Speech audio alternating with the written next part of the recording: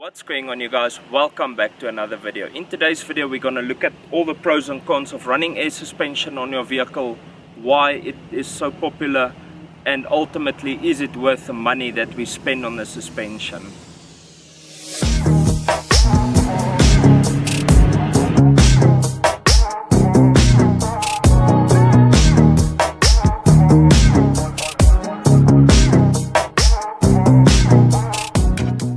We are going to start off with all the pros of air suspension, and the very first one for me, I'm able to drive the car around a lot lower than I used to be able to on the FK coilovers.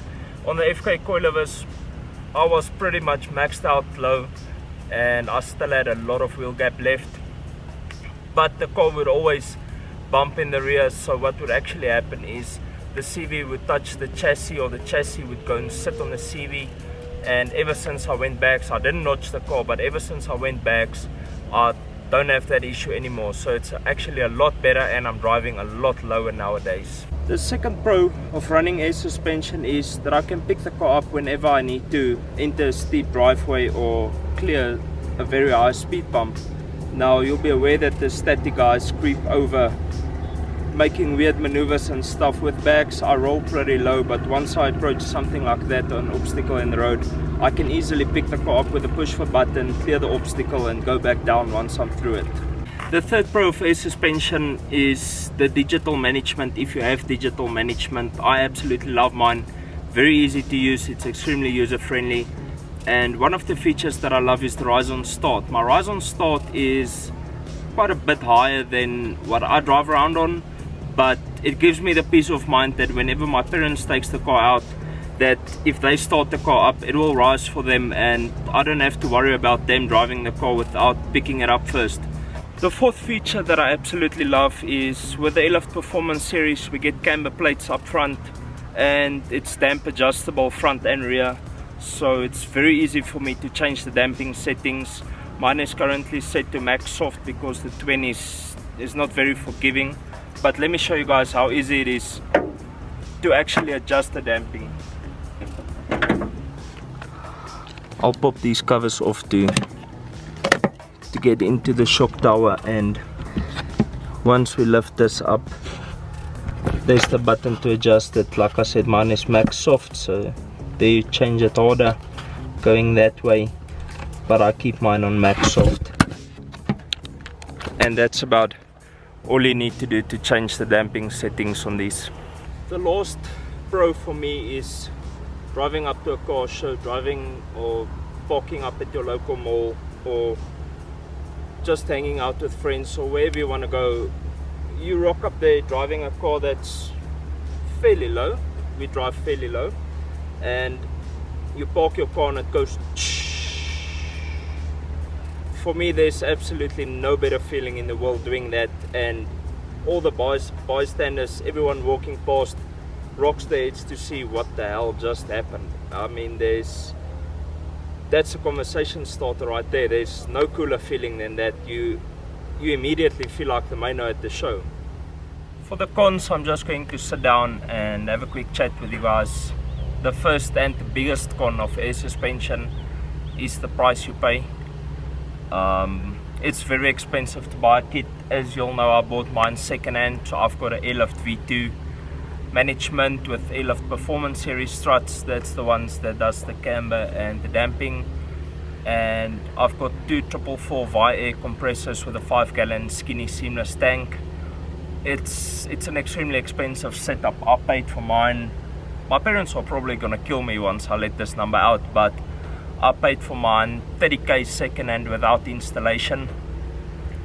And one of the pros of that again is when I sell the car and I strip it off, I can easily sell it again. Yes, I'm gonna lose some money on it, but if you figure out 2 years that I've had it, let's say I lose 5 grand or whatever, it's still very well worth it. Or even if I lose 10 grand on it, it's still very well worth it. If you buy coilovers and you drive your car and you want to sell them again, we all know how that goes. You don't get much for your second-hand coilovers, but with air suspension they keep their value pretty well with all the cheaper kits coming out. So people would rather pay a bit more to have a proper kit than buy a cheap kit, if that makes any sense. Another one of the cons most definitely is the compressor noise. I'm gonna switch the car on so you guys can hear what it sounds like. Unfortunately, there's nothing you can do to this unless of course you buy the Endo CVT, which is a tank that has the compressors inside it. It's AccuAir Endo CVT, and that really helps to quiet the noise down. I've never been in a car with the Endo tank, but the guys have said that it's definitely a lot better than this. This can be a bit annoying, but if you're out on the road and your music is on, sometimes the pumps or the compressors kick on without me even realizing. Once you're moving, it's fine. The third con is the maintenance, without a doubt. You need to clean your tank or drain your tank and your water trap once a week. It's not a lot of work, it's very easy, but sometimes you forget. Even me, sometimes I go 2 or 3 weeks without cleaning it, and it's not good for the system, but it happens.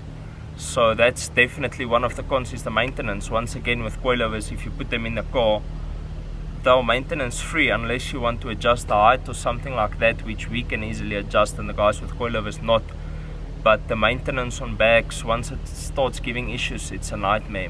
The fourth and final con for me with regards to a suspension setup is definitely if you run into issues. Let's say you pop a bag or you've got a leaking line or something like that.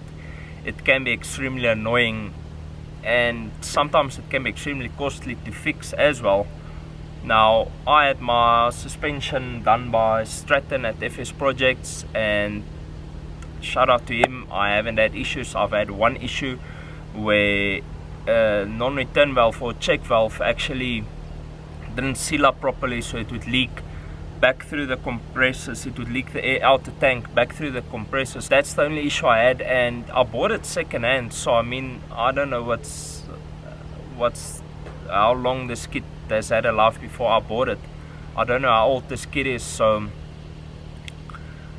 for me that's another maintenance product thing. Even I can run into issues with it now after replacing the check valve. So at least I haven't popped the bag, I haven't had leaking lines or anything like that happen. I've heard some horror stories of other people with air suspension and it didn't end well, where the car would suddenly air out on the highway, or if you start your car up, it doesn't want to rise because there's no pressure in the tank because of various issues like compressors not working and stuff like that. Fortunately for me, I didn't have a lot of issues, but like I said, it can be extremely costly to fix if there's any issues. So if you guys get it installed by someone or you want to do it yourself, make sure that you do it properly the first time. Check your fitment when you put your wheels on to make sure the wheel doesn't rub the bag, small things like that. Do your homework and do a proper install, I would say, the first time, and you'll be happy for a long time. I've had mine now for 2 years. So one thing you guys would have noticed is that I prefer tuck over poke all day, every day. For me, the guys with poke, they run stretchy tires, and when they pick the car up to drive the car, it looks silly. I prefer the tuck. That way you can roll extremely low and there's still space for the wheel to go inside the wheel well. So that's one small thing that I prefer, but it depends on person to person, whatever you like best. So that's it, guys. I've showed you all the pros and cons to air suspension. And I think ultimately the most important question is, if I sell my car, I sell the kit, and I buy another car, let's say BMW or whatever, and I have the money available to bag it again, would I? Most definitely. If I have the money available, I would most definitely bag another car or my next car, whatever. The comfortability, everything is just better for me than coilovers. Now, to touch on the subject, on a race car I would still probably do coilovers, but for an everyday car that you take to a show that you often track, not every weekend, that you often track, I would definitely say bags all day, every day. So that's gonna be it for today's video, guys. If you like this video, please give it a thumbs up and consider browsing the channel. There's a lot more awesome content on the channel. Share it with your friends, I would really appreciate it. That's gonna be it. Peace out and reflect your passion.